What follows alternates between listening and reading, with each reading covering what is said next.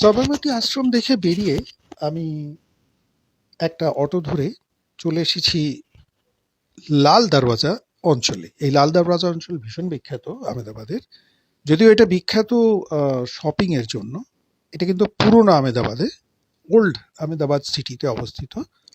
তবে এখানে সবথেকে যেটা নজর কাড়ে এবং যেটা সবথেকে উল্লেখযোগ্য স্থাপত্য, সেটা হচ্ছে এই যে আপনারা সাইনবোর্ডটা দেখতে পাচ্ছেন। এই ধরনের সাইনবোর্ড আমাদের খুবই পরিচিত। এগুলো এএসআই তৈরি করে, আর্কিওলজিক্যাল সোসাইটি অফ ইন্ডিয়া এগুলো বানায়।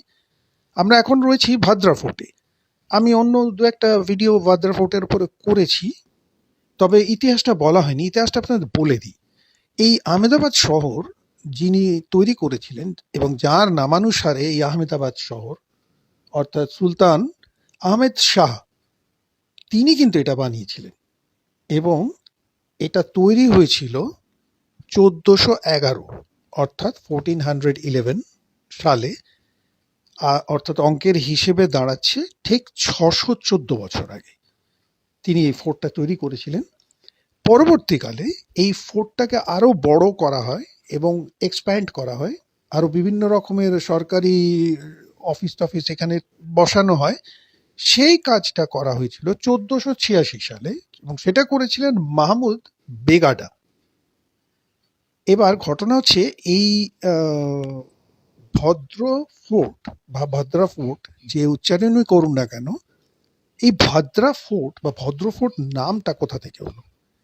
এই নামটা কিন্তু হয়েছে এই ভদ্র ফোর্টের ওই কম্পাউন্ডের সঙ্গে লাগোয়া একতলায় একটা মন্দির আছে। সেই মন্দিরটা হচ্ছে নগরদেবী শ্রী শ্রী ভদ্রকালী মাতার মন্দির।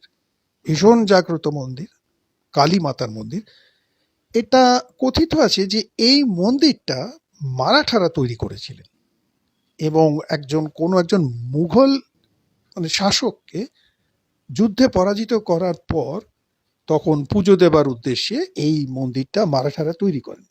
এবার সুলতান আহমেদ শাহ যখন 1411 খ্রিস্টাব্দে এই মন্দির তৈরি করেন, এই ফোর্টটা তৈরি করেন, উনি কিন্তু নাম দেন ভাদ্রা ফোর্ট। ওই মা কালীর মন্দিরের, অর্থাৎ নগরদেবী শ্রী শ্রী ভদ্রকালী মাতার মন্দিরের নাম অনুসারে সম্মান জানিয়ে উনি কিন্তু এই ফোর্টের নাম দেন ভাদ্রা ফোর্ট। এবার একটা সময় ছিল যখন এই মন্দিরকে, এই ফোর্টকে আর্ক ফোর্ট নামেও ডাকা হতো। এই আর্ক ফোর্ট নামটা কিন্তু ছিল অনেক দিন পর্যন্ত।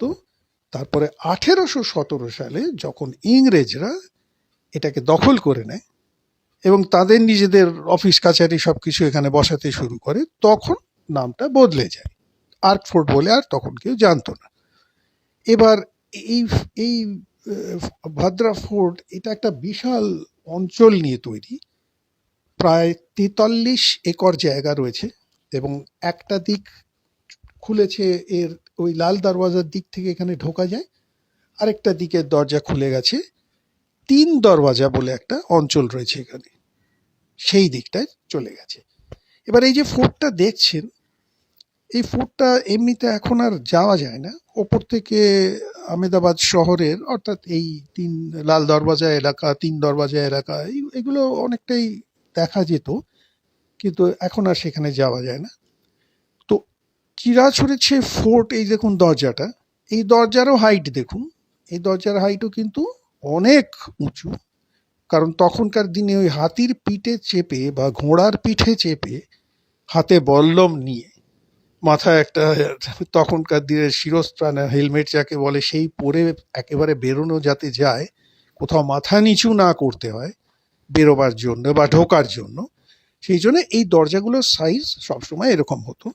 আর এই ভাদ্রা ফোর্টের যে মূল ফটক, তার উপরে আমার একটা আলাদা ভিডিও আছে, সেটা দেখবেন। সেখানে আমি দরজাটাকে পুরোটা দেখিয়েছি আলাদা করে, এবং দরজার গায়ে ছুঁচলো সমস্ত লোহার শলাকার মতো ছিল, এখন ভোঁতা হয়ে গেছে। ওগুলো লাগানো হতো যাতে হাতি দিয়ে ঠেলে ওই দরজা ভেঙে শত্রুপক্ষ ঢুকতে না পারে, সেই জন্য। এর ভেতরেও এরকম ধরনের সমস্ত অসম্ভব মোটা পুরু দেওয়াল আর ওই দরজা সেম কাঠের দরজা, তার উপরে লোহার পাত বসানো, ছুঁচলো শলাকা দেওয়া। এই সিস্টেমেই পুরো ফোর্টটা তৈরি হয়েছে।